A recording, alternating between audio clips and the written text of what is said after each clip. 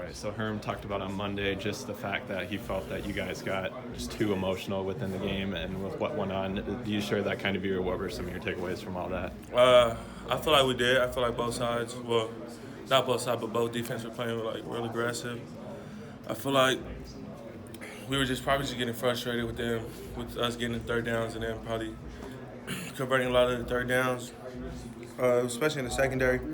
I feel like they were very emotional. I feel like our front six played real well though. Do you think like you talked about just how they were executing? Did the fans play any role in that, or was it mostly just Utah? Or Nah, I don't think it was the fans. I think like their linemen were playing real aggressive, and I don't know how to explain, but they were getting to our secondary a lot. Yeah. Did Danny or Herm kind of address you guys after the game, or was there any talks about just all that?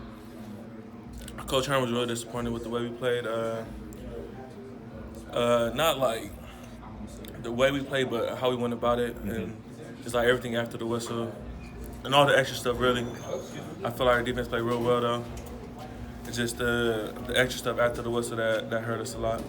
Was that after the game or throughout the week, or when did he kind of address you guys about that? Oh, he been told us like since the week started. Like the first day, like we usually watch film on him. He showed us clips of how they get to their opponent's heads, how they do a good job of just riding up the defense, and getting them to do stuff like uncharacteristic stuff like that. Because we weren't really. I seen on Twitter like a lot of people calling us dirty and stuff. Before Utah week, nobody was calling us dirty. Everybody called us like a real physical and fast defense. So I feel like we still didn't play as dirty as people think we did. We were just playing more. We played a lot of physical. Did you guys as players meet and discuss about it, or was it just we're usually not a team that does this and kind of just a one-time deal? I mean, I don't think it was a negative for us as players because it showed that we're dogs. Like we come out and we compete and we play hard. I just feel like what Coach G told us the other day, it's a different brand of football we play now than what than before. Like refs are going to start calling stuff like if we hit the quarterback too hard, stuff like that. Like it's just different now than it was before. So from an execution standpoint, you guys were able to keep Moss kind of in check for most of the game until he had that last run in the first. Did you guys feel like you executed like you wanted to, or was there anything that? I feel like our run defense was great. Yeah. They didn't. Their best run was 34 yards on when Moss busted up the left sideline.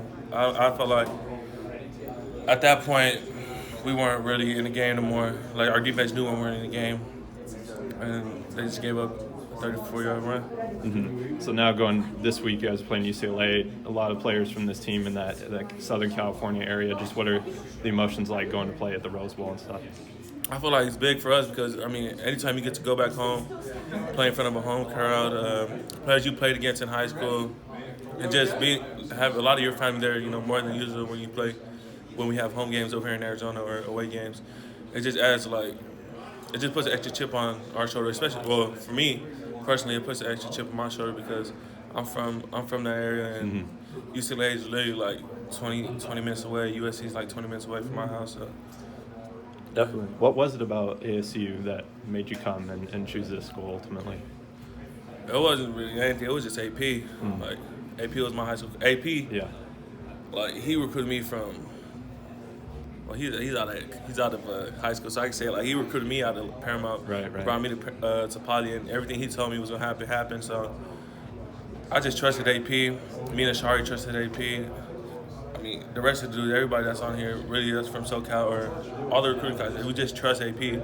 I really didn't know too much about ASU for AP even tell me anything or recruited me to come here. It was really just I knew AP, and then I had a good relationship with Coach Sean Newman. That was my dude, so yeah, that's really what brought me here. Has it lived up to your expectations though so far, just being in here in your first 2 years? Yeah, I like it. I love it. I love it here. Like, it's not too far from home, but it's away from home. My family comes to like every home game, and I like the defense. Originally, I was committed to San Diego State with Coach G and Coach White were there. They were recruiting me heavy out of Poly to come here, especially Coach White. And then once I found out that they were going to Arizona State too, that just added to like my commitment. Like that just added to my decision because AP was there, and then I was already committed to the defense because I like the defense. I love the defense we run here. So I feel like that just, I don't know, everything worked out. Then Coach Herm went there, And then Coach Newell came, so yeah. Yeah. Have you felt like ASU's kind of built its name within that Southern California area? Oh yeah, for sure. You can ask anybody that's from out there. I mean, all the recruits will tell you that it's not just USC and UCLA dominating that SoCal. It's ASU was in the mix all the time with any top recruit coming out of SoCal.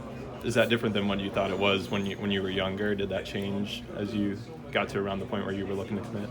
Well, still, I feel like personally that ASU wasn't really involved with SoCal as much until AP came around. Then we really started getting dudes from SoCal. Right. And then just the pro model, how much do you think that kind of sticks with recruits and AP's experience and Herm and what they can provide? You're talking about us Cali kids being here? Yeah, just like the pro model and what they bring, how much of a factor you think that plays in? Oh, that plays in a lot, especially especially bringing in Coach Lewis too. And we already have D. Haig, Coach Mawai. We have like NFL experience like down the whole roster. So, I mean, if you was a recruit, why wouldn't you want to come here if you were really trying to get to the next level? Yeah, Cole said yesterday he wasn't going to go through the process of requesting tickets and that thing. How many family members or people do you have, you think, coming for that game? Probably like 35, 40. Okay. So, yeah, I've been hustling for tickets. I mean, I was, dude, to tell you, I actually do was probably like week 1 for tickets. Okay. So it's a hassle because it's a lot of us from SoCal. It's I have a lot of families out there. I know Merlin has a lot of family out there. So it's really just like competition to see who gets the most tickets because there's only so many tickets you can get. Yeah.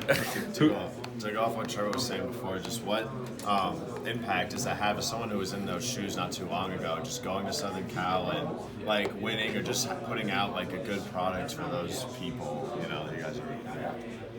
I feel like it plays a big part in the recruitment because, I mean, SoCal kids already growing up, like nobody, they had nothing for ASU, nothing against ASU, but growing up, everybody just UCLA, USC kids, like that's just the hometown school. So I feel like us produce, like, especially me, like anybody from SoCal, like on this team that's actually like producing and having a good season, and like helps the recruitment out for those that are from college because they see like other kids from the same background like actually doing it at the next level. And then here at ASU, because it's not just me, a lot of us from here. Jaden's from here.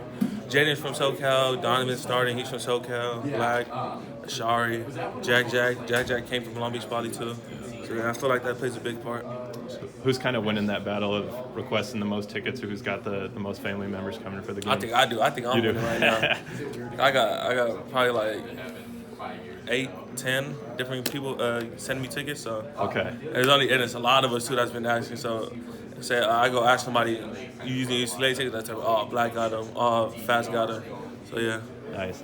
Just looking at UCLA and getting ready for them, what kind of stands out? Coach Herm talked about, said they've been picking up and kind of hit a mid-season stride like they did a little bit last year. Yeah, I feel like they had a rough start to the season, then they started picking up wins. I feel like their backs are real good, especially in space, getting out the edge, and they have great speed, especially Kelly and Felton. So yeah, I feel like, and then containing if Dorian starts containing Dorian and keeping him in the pocket and just really collapsing the pocket, not giving him any ways to just escape. And probably stopping number 2, I think Kyle Phillips. Like he's real good, slot receiver, real shifty, kind of like a Amendola type dude. So yeah. They've got sort of I think they've got 3 underclassmen on their O-line too. Do you guys notice any tendencies or things you're looking to take advantage against? I know them too. The left tackle, Sean Ryan, the left guard, Clemens, and then the right guard, Murray. Mm-hmm. I played against Murray in high school. I feel like them being young probably just doesn't have anything to do with it. Probably just their experience and them just being underclassmen because I'm underclassmen too. There's stuff I haven't picked up yet that like I've seen in the game. So I don't know. Our defense is just hard. I don't know. Personally, I don't know if it's hard for other people, but I would think it's hard for people to scheme against our defense because we move so much. So, yeah. They had that tight end Wilson in last year, and he was a big part of what they did. Do you notice anything they do different from an execution standpoint, just him not being there, or how they incorporate their skill guys? Well, he was a big part of the offense. So since he's gone, they shifted away from more giving the tight end the ball to more like the slots and just throwing deep balls and stuff. So yeah, him leaving is a big up for us. Mm-hmm. And you talked about just DTR and kind of containing him. What goes into that, and then their running backs too. Just getting pressure on him, getting him off his spot. If we can get him off his spot, it's real good for our defense. And then containing the running backs, not letting them get around the edge, getting around the tackles, and having them, not giving them space because they're real good with space, especially Tan. Like, yes, probably the fastest back we're probably gonna play all year. Besides him and Verdell from Oregon. Mm-hmm. Gotcha. It's very random, but someone's doing a Frank Darby story. So you've been around a couple of years now. I was wondering if you have any favorite like Frank Darby story just from your time here at all. I ain't got no story but Frank. Like what you see on HBO is what you get. I swear I've never seen anybody with so much energy. Like he just like shows up and then his walk, like everybody know how Frank walk. He just bobs his head and I don't know his accent. Well, not his accent, but He's from Jersey. Yeah, his little Jersey thing. And he has so much energy. It'll be like 5 o'clock in the morning. And he'll be the same Frank, especially after like I don't know. He just never stopped talking. He got so much energy. Gotcha. That's all I got.